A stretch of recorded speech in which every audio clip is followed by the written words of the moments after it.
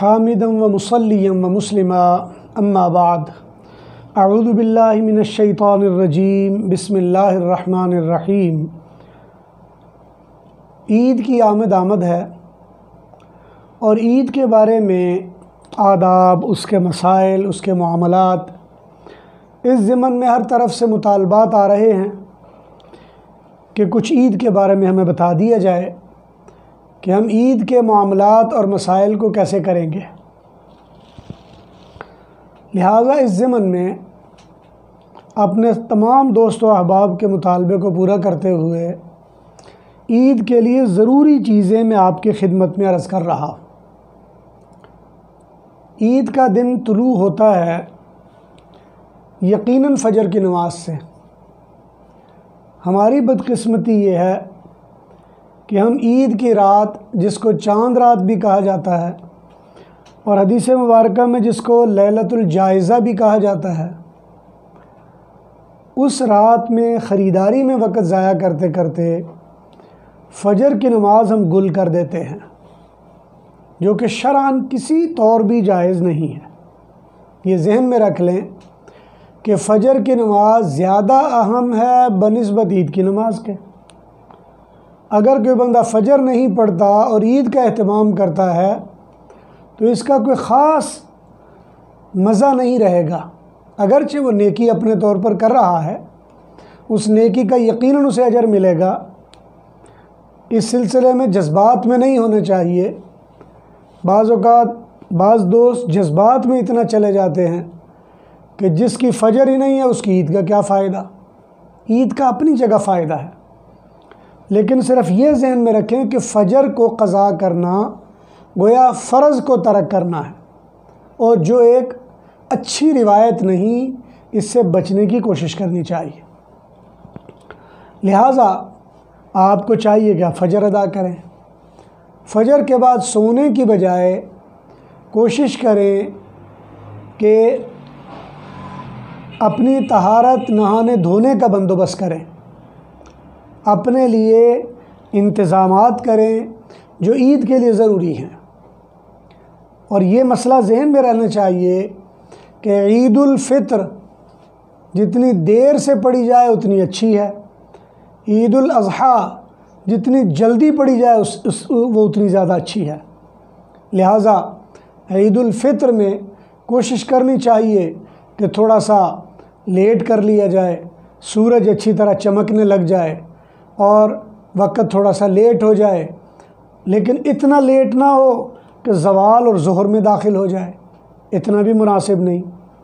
سادہ لفظوں میں یوں سمجھا جا سکتا ہے کہ جو عام طور پر ہمیں بتایا جاتا ہے وہ یہ کہ عید الاضحیٰ کا وقت وہ اشراق کا وقت ہے، اور اشراق کا وقت شروع ہو جاتا ہے عام طور پر جب سورج زمین کا کنارہ چھوڑ دے، اور بعض جگہوں پہ لکھا ہے کہ سوا نیزے بلند ہو جائے زمین سے، تو عید الفطر کا وقت شروع ہو جاتا ہے یا عید الاضحیٰ کا وقت شروع ہو جاتا ہے۔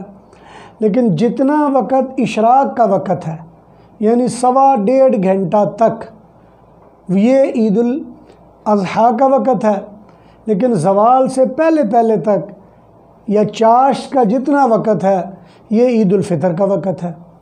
لہٰذا کوشش کی جائے کہ جو بھی عیدگاہ میں، مساجد میں، جہاں بھی عید ہو رہی ہے، جو وقت طے کر دیا گیا ہے ایک دن پہلے پوچھ لیا جائے، اور پوچھ لینے کے بعد اپنی تیاری کو اسی ترتیب سے دیں۔ اور عید کے دن نہانا یہ سنت ہے، اور نہانے میں اس بات کا اہتمام رہے کہ اگر کسی آدمی نے اپنے جسم کی طہارت کی ہے، وضو کیا ہے اور پھر نہایا ہے، تو دوبارہ اس کو وضو کرنے کی ضرورت نہیں ہے۔ لیکن اگر کوئی آدمی طہارت کرنے کے بعد صرف سنت کے مطابق وضو کر لیتا ہے، سنت کے مطابق وضو اس طرح ہوتا ہے کہ اس کے 3 فرائض ہیں: کلی کرنا، ناک میں پانی ڈالنا، پورے جسم پر پانی۔ کے لیے کوشش یہ کرنی چاہیے کہ نہانے کا ایک تو سنت طریقہ ہے، اور وہ یہ کہ اپنے جسم کو پاک کیا جائے، باقاعدہ پورا وضو کر لیا جائے، اپنے جسم کو اچھی طرح دھو لیا جائے، یہ فرض وضو ہے، اور اس میں جب بعد میں دوبارہ وضو کی ضرورت نہیں۔ اور وضو کا جو لازمی اور فرض طریقہ ہے جس کے بغیر وضو مکمل ہی نہیں ہوتا، اس میں 3 چیزیں ہیں۔ نمبر 1 کلی کرنا، نمبر 2 ناک میں پانی ڈالنا، اور نمبر 3 پورے جسم کا دھونا۔ اگر کوئی بندہ اس طرح سے وضو کر لے، اس کے لیے بھی ضروری نہیں کہ بعد میں وضو کرے، اس لیے کہ وضو الگ ایک طہارت ہے اور غسل الگ ایک طہارت ہے۔ غسل جامع طہارت ہے جو پورے جسم کے لیے ہے، اور وضو وہ صرف اعضاء مخصوصہ کے لیے ہے، یعنی اس میں منہ دھونا ہے، اس میں ہاتھ دھونے ہیں، اور اس میں مسح کرنا ہے، اور اس میں پاؤں دھونے ہیں۔ اس لیے کوشش یہ کریں کہ سنت کے مطابق غسل کر لیجئے، اور سنت کے مطابق غسل کے 3 سٹیپ ہیں۔ نمبر 1 اپنے اعضاء جو مخصوص ہیں وہاں غسل کرے، یعنی استنجا کر لے اور ان کو دھو لے۔ نمبر 2 اگر جسم میں کہیں نجاست لگی ہو تو اسے صاف کر لے۔ نمبر 3 مکمل وضو کر لے جس طرح نماز کے لیے کرتے ہیں۔ نمبر 4 سارے جسم کو 3 مرتبہ وہ اچھی طرح سے دھو لے، تو یہ اس کا غسل سنت کے مطابق پورا ہو جائے گا۔ اس کے بعد بھی وضو کی دوبارہ ضرورت نہیں رہتی۔ جب آپ نے یہ کام کر لیا اور اپنے اچھے طرح بال وغیرہ صاف کر لیے ہیں، اور سر کے بال بھی ٹھیک ٹھاک ہو گئے ہیں، اگر داڑھی حد سے بڑی ہوئی ہے، 1 بالش سے زیادہ داڑھی، 1 بالش اس طرح سے اس کو کاٹ سکتے ہیں اگر تھوڑی سی ہے آگے۔ اور بالش سے مراد یہ ہے کہ بال آپ کے مٹھی میں آئیں، اور تھوڑی کو مٹھی میں نہیں لانا ہوتا، اس لیے 1 بال سے زیادہ داڑھی ہے اسے کاٹ سکتے ہیں۔ کوشش یہ کریں کہ داڑھی کا مسئلہ نہ کریں، یعنی داڑھی ایسے طریقے سے نہ بنائیں جس سے لگے کہ یہ مسلمانوں والا شعار اور روپ نہیں ہے۔ اس لیے یہ کوشش کریں اگر داڑھی ہے تو اسے درست کر لیا جائے۔ اور اس کے بعد جب آپ نے غسل کر لیا ہے، اب آپ نئے کپڑے استعمال کریں، کوشش کریں کہ نئے ہو جائیں۔ لیکن اگر ایسے حالات ہیں کہ نئے نہیں ہیں تو پرانے بھی پہنے جا سکتے ہیں، اور ان پرانے کپڑوں کو صاف طریقے سے دھویا جا سکتا ہے، دھو کر اس پہ خوشبو لگا کے اس کو پہنا جا سکتا ہے۔ اور پہننے کے بعد اچھی طرح تیاری کر لیں، سروں پہ تیل لگا لیں، اور سرما ہے تو سنت سمجھ کے وہ پہن لیں، اپنے آپ کی خوشبو لگا لیں۔ خوشبو لگانے کے بعد بچوں کو اپنے ساتھ تیار کر لیں، اگر بچیاں جانا چاہیں تو ان کو بھی لے کے جائیں، اور ان سب کو ایک جمعیت کی صورت میں اپنے ساتھ عیدگاہ لے کر جائیں۔ اور عیدگاہ لے جاتے ہوئے اور بھی باتیں جہاں ہو رہی ہوں گی تو بچوں کو ایک تسبیح ضرور یاد کروائیں۔ اگر ابا جان ہیں، نانا جان ہیں، دادا جان ہیں، بچوں کو یہ تسبیح پڑھاتے ہوئے لے جائیں، اللہ اکبر لا الہ الا اللہ، اللہ اکبر وللہ الحمد۔ ہماری جتنی خوشیاں ہیں خاص طور پر عیدین کے حوالے سے، اس میں سب سے بڑی تسبیح، سب سے بڑا ذکر وہ اللہ تعالیٰ کی تکبیر ہے، وہ کرتے ہوئے جائیں۔ جب آپ عیدگاہ میں پہنچ جائیں تو وہاں جہاں بھی اکٹھے آپ کے بچے بڑے بیٹھ سکتے ہیں وہاں اکٹھے بیٹھ جائیں۔ آج کل یہ بڑا رواج ہے کہ صفوں کے اہتمام میں عید میں بھی بڑی کوشش کی جاتی ہے، حالانکہ عید میں شریعت نے اتنی چھوٹ دی ہے کہ اگر آپ کے چھوٹے بچے ہیں ان کو بھی آپ اپنے ساتھ کھڑا کر لیتے ہیں تو اس میں کوئی قباحت نہیں ہے، کیونکہ اگر آپ ان کو الگ کرتے ہیں، اتنے زیادہ بچے ہیں، ایک بھی ان میں سے گڑبڑ ہو جائے یا گم ہو جائے تو مسائل پیدا ہوتے ہیں، اس لیے ان کو اپنے ساتھ کھڑا کریں، اپنی نگرانی میں کھڑا کریں۔ اور اس کے بعد امام صاحب 2 رکعت نماز پڑھائیں۔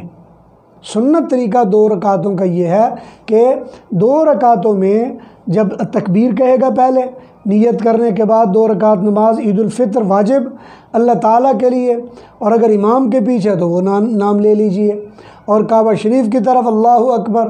یہ الفاظ صرف ذہن میں آمادگی کے لیے ہیں یا ذہن کو حاضر باش کرنے کے لیے ہیں، یہ کوئی واجب سنت فرض نہیں ہے۔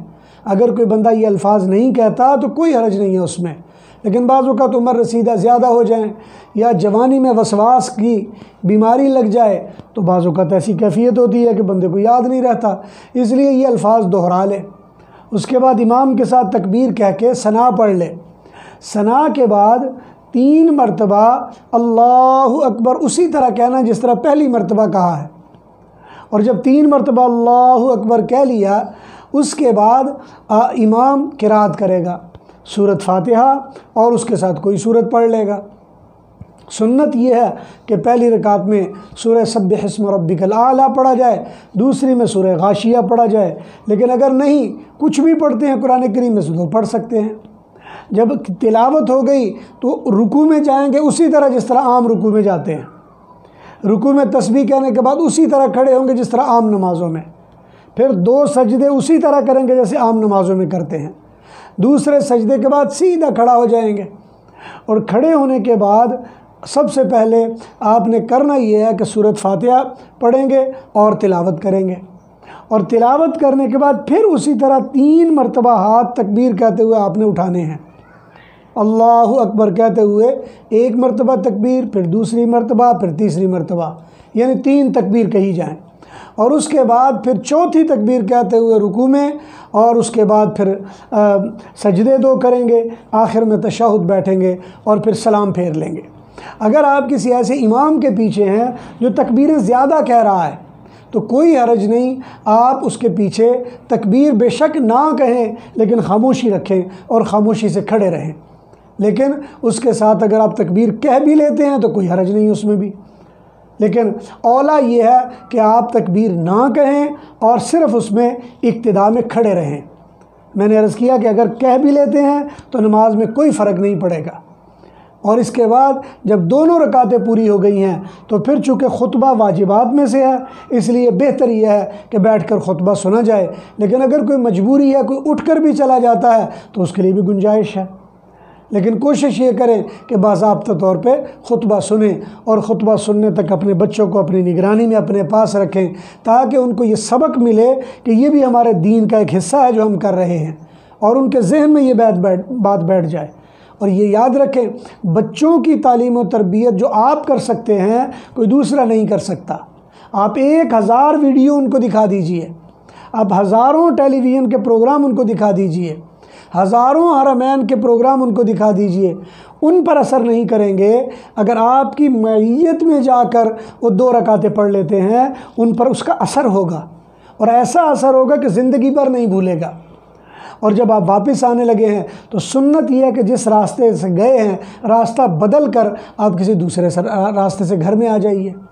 گھر میں آنے کے بعد ظاہر بات ہے اگر مسجد میں بھی ہیں تو عید ملنے کا رواج عام ہے، عید ملنے میں قطعاً کوئی قباحت نہیں، اگرچہ بعض اہل علم اس کو بدعت میں اور بڑی سختی میں اس کو نگلیکٹ کرتے ہیں اور کہتے ہیں یہ جفی ڈالنا، یہ کرنا، یہ بدعات میں سے ہے۔ دیکھیں بدعات وہ ہوتی ہیں جس کو آپ دین کا رنگ دے کر انجام دیں۔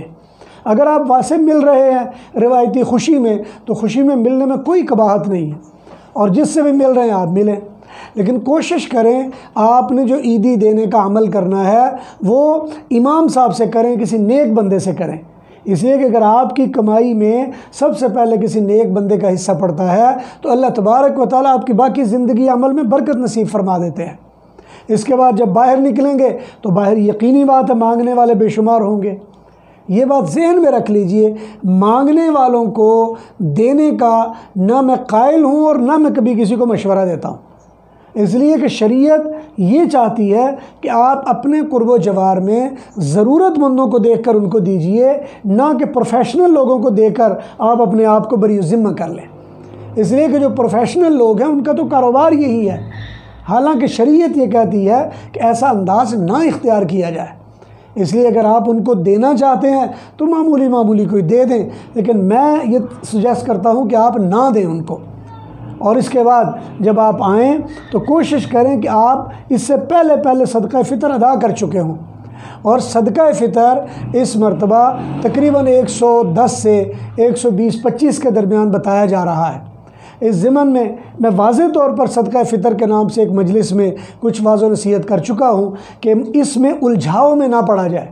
بعض فتاوی جات دارالافتاء لوگ یہ لکھتے ہیں وہ جی گندم ہے تو اتنا، اور جو ہے تو اتنا، اور کھجور ہے تو اتنا، کشمش ہے تو اتنا۔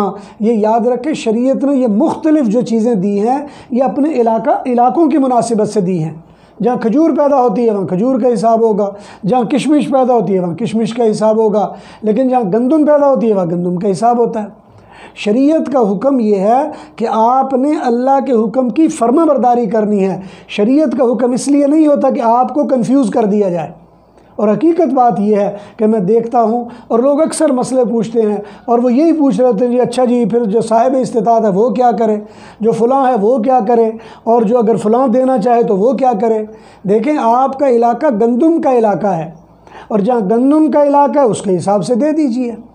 لیکن اگر آپ کسی ایسے علاقے میں بستے ہیں جہاں انگور بہت زیادہ ہوتے ہیں، جیسے افغانستان میں قندھار کا علاقہ ہے، یا آپ ایسے علاقے میں ہیں جہاں کھجور بہت زیادہ ہوتی ہے، جیسے بغداد و بصرہ میں کھجور بہت زیادہ ہے، یا سعودی عرب میں کھجور بہت زیادہ ہے، تو پھر وہاں کے حساب سے دے دیجئے۔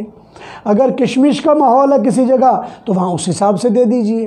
اگر کہیں جو کا ماحول ہے تو وہاں اس حساب سے دیجئے۔ لیکن یاد رکھیں شریعت آسانی پیدا کرتی ہے، مشکل پیدا نہیں کرتی۔ اور آسانی اس میں ہے کہ آپ کے ہاں جو روایت ہے اور رواج چلا آ رہا ہے جس چیز کا، اس کے حساب کتاب سے دے دیجئے۔ ہمارے ہاں بر صغیر پاک و ہند میں زیادہ تر پیداوار گندم کی ہے، لہٰذا گندم کے حساب سے آپ دے دیجئے۔ اگر آپ کا جی چاہتا ہے آپ نے زیادہ دینا ہے تو آپ زیادہ دیجئے، اس کا اجر اور ثواب زیادہ ہوگا، لیکن واجب کی مقدار شریعت نے ایک رکھی ہے۔ اگر آپ کے ہاں گندم پیدا ہوتی ہے تو گندم کی قیمت کا حساب دینا وہ واجبات میں سے ہے۔ اگر اس سے زیادہ آپ دینا چاہتے ہو آپ جتنا مرضی دے دیں، یہ نہیں ہے کہ آپ کے اوپر واجب یہ ہے کہ آپ کچھ اور کریں۔ اسی لیے لوگ کنفیوز ہوتے ہیں کہ چونکہ واجب ہے صدقہ فطر اور میں چاہتا ہوں کھجور سے دوں یا فلاں سے دوں یا کس سے دوں، میری کیا ویلیو ہوگی، میں کیسے دوں، اور اس سے لوگوں میں الجھاؤ آ جاتا ہے۔ کتنا امیر ہو تو وہ کون سی کیٹیگری اختیار کرے، پھر ایک نفسیاتی مسئلہ شروع ہو جاتا ہے لوگوں میں، اور یہ الجھاؤ شروع ہو جاتا ہے جی فلاں نے کس میں دیا ہے، اس نے کس میں دیا ہے، تھوڑی سی آتی اس نے ایسے کر دیا ہے۔ تو اس لیے شریعت آسانی پیدا کرتی ہے۔ قرآن کریم میں فرمایا کہ یعنی فرمایا کہ آسانی پیدا کرو۔ حدیث مبارکہ میں ہے بشروا ولا تنفروا یسروا ولا تعسروا، آسانیاں پیدا کرو۔ تو اس لیے صدقہ فطر دے دیجئے۔ جب آپ گھر پہ پہنچ رہے ہیں تو یقینی بات ہے گھر میں کھانے پینے کا نظام ہوگا، آپ اس میں شامل ہوں گے۔ لیکن عید الفطر کی نماز میں جانے سے پہلے کوئی میٹھی چیز کھا کر جانا سنت ہے، لیکن جب آپ آئیں گے تو جو بھی گھر میں لوازمات ہیں وہ ضرور کھانے چاہیے۔ کوشش یہ کریں گھر میں آ کر مبارکبادی کریں، گھر والے تمام افراد کو، بچوں کو، اہل خانہ کو، بیوی کو، والدہ کو، والد کو، جو وہاں موجود ہیں سب کو مبارکبادی دیں۔ اور عیدی دینے کا یہ بھی ایک اچھی روایت ہے، اور آپ دیجئے، جس کو بھی دینی ہے دیجئے، لیکن کوشش کریں کہ بڑوں سے شروع کریں۔ اگر آپ کے ساتھ والد ہیں، اگر والدہ ہیں، کوئی بڑی بہن ہے، کوئی بیوہ ہے، کوئی یتیم ہے آپ کے پاس، وہاں سے شروع کیجئے، اور اس کے بعد آپ اپنے بچوں کو دیجئے۔ اگر آپ کا ارادہ یہ ہے کہ بچوں کو باہر لے کے جانا ہے پکنک وغیرہ پہ، تو آپ ضرور لے کے چلے جائیے۔ اور اسی طرح یہ کوشش کریں کہ جتنے بھی خاندان کے لوگ ہیں ان کو بھی ملیں، اور غرباء و مساکین جتنے ہیں آپ کے علم میں ہیں اور آپ کے ملنے جلنے والے میں، ان کو بھی کچھ نہ کچھ دیجئے۔ لیکن پھر میں دوبارہ کہوں گا کہ جو پروفیشنل مانگنے والے ہیں میں ہرگز تجویز نہیں کرتا کہ آپ ان کو دیں۔ کوشش کریں آپ کے علم میں ہو، آپ کے محلے میں، آپ کی ہمسائیگی میں، آپ کے دائیں بائیں میں کوئی عورت، کوئی آدمی، کوئی خاندان، کوئی بچہ، کوئی بیوہ ایسے ہیں جن کو ضرورت ہے کہ ان کی مدد کی جائے، تو آپ ضرور کیجئے، کھلے دل سے مدد کیجئے۔ اگر آپ نے کوئی چیز اچھی پکائی ہے تو کوشش کریں ہمسایوں کے گھر بھیجیں، دائیں بائیں بھیجیں، اس لیے کہ اگر آپ دوسروں کے گھر بھیجیں گے یہ سنت زندہ کر رہے ہیں۔ تو یہ عید کے کچھ لوازمات و معمولات ہیں۔ دعا ہے اللہ ذوالجلال سے اللہ تبارک و تعالی ہمیں احسن طریقے سے اپنی عیدوں کو منانے اور اہل محلہ اور اپنے علاقے کے لوگوں سے میل جول پیدا کر کے محبتیں بانٹنے، محبت والا بننے کی توفیق نصیب فرمائے۔ وآخر دعوانا ان الحمد للہ رب العالمین۔